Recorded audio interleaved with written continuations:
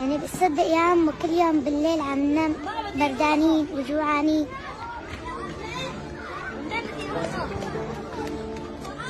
ما عنا حطب.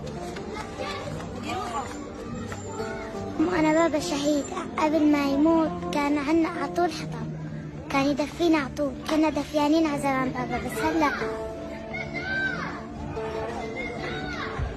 كل شيء انخرب، صار بابا بمحل ونحن بمحل. يا عم ونحن شو ذنبنا نبرد؟ هيك كل الأولاد عندي عندهم أب، هيك عايشين ولا مثلنا؟ طيب يا عمو ابنك نام مرة بس مرة بدون أكل هو بردان؟ طبعا لا. شو ذنبنا نحن؟ كل الأولاد اللي عندهم أمهات عطول عم بيناموا دفيانين.